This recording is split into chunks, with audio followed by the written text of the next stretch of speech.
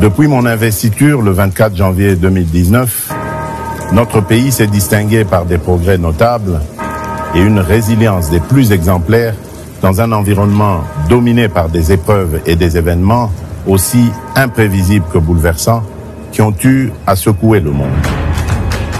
Notre pays, la République démocratique du Congo, n'en a pas été épargné. Notre économie s'est montrée résiliente. Il en est de même de nos populations qui, avec bravoure, se sont dressées comme un seul homme dans les provinces de l'Ituri et du Nord Kivu, en proie à l'agression de nos voisins et au terrorisme. Nous avons une nouvelle fois démontré que dans les moments les plus difficiles, nous, Congolaises et Congolais, savons toujours résister et rebondir. J'en veux pour preuve la force de caractère et les efforts consentis durant la pandémie de Covid-19 ou encore la dignité des habitants de Goma face à l'éruption du mont Nyiragongo en mai 2021. Chers compatriotes, pendant les 5 années durant lesquelles vous m'aviez confié la direction de notre cher et beau pays, j'ai initié plusieurs réformes, toutes axées sur le renforcement de l'autorité de l'État en vue de garantir un cadre propice pour l'avènement du progrès et l'accroissement du bien-être de nos populations.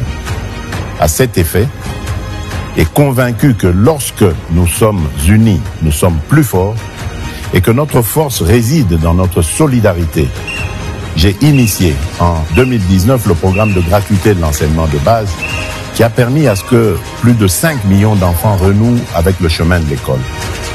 À ce programme s'est ajoutée la mise en œuvre cette année du programme de la couverture santé universelle à travers le lancement du projet de gratuité des soins aux femmes enceintes, des accouchements et des soins de santé aux nouveau-nés. Qu'est-ce qui a donc pu motiver ces initiatives? Pas une simple posture politicienne, mais plutôt la réelle volonté de voir émerger un Congo fort et prospère et à la souveraineté affirmée. Un Congo dans lequel l'autorité de l'État est consolidée, la solidarité renforcée et nos villes connectées pour le meilleur. Ma motivation est également celle puisée dans la conviction qu'il n'existe aucun principe constitutionnel qui dispose des disparités rencontrées dans notre existence collective. C'est fort de ces convictions que j'ai tenu à lancer le programme de développement local dans les 145 territoires en partant de la conception que les conditions de vie ne peuvent être radicalement différentes selon que l'on vive dans une grande ville ou dans un village reculé au sein de notre territoire national. Ces efforts, nous devons les poursuivre. Au moment où je sollicite ce deuxième mandat, mon ambition est d'aller jusqu'au bout de ce que nous avons si bien commencé pour réhabiliter le citoyen congolais dans la plénitude de sa dignité et dans sa fierté d'appartenir à notre chère et belle nation. Je sais que ce sentiment dépend de sa garantie de trouver un emploi décent, lui permettant de couvrir les besoins de sa famille. Il dépend aussi de la garantie d'avoir accès aux services publics de base et de jouir de la protection de l'État. C'est pourquoi j'ai décidé d'aligner le deuxième mandat par la confiance que vous me renouvellerez sur 6 engagements majeurs, à savoir, premièrement, l'engagement de créer plus d'emplois au moyen d'une approche volontariste avec des solutions tirées de notre vécu quotidien en accélérant la promotion de l'entrepreneuriat. Deuxièmement, l'engagement de protéger le pouvoir d'achat de tous les citoyens congolais contre les aléas des prix à l'importation et les variations du taux de change afin de leur assurer une qualité de vie stable et digne en maîtrisant davantage le cadre macroéconomique.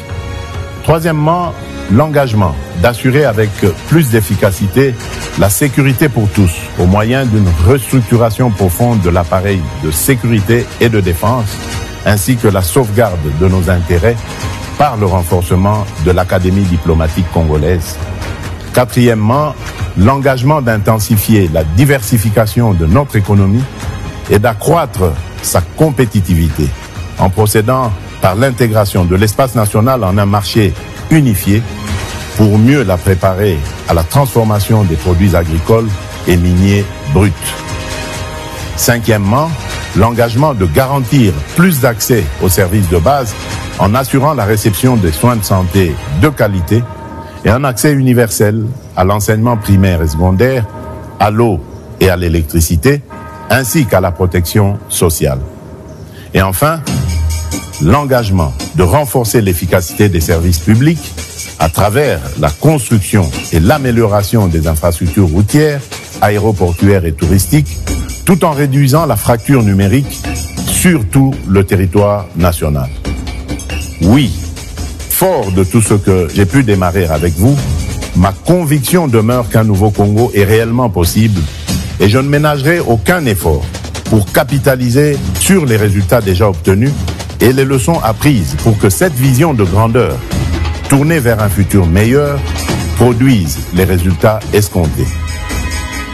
Puisque nous avons déjà pris le train du progrès, ne prenons pas le risque le 20 décembre d'aller vers l'inconnu. Poursuivons sur cette lancée pour un Congo plus uni, mieux sécurisé et plus prospère. Je suis Félix Antoine Tshisekedi Tshilombo et le 20 décembre, je suis le numéro 20.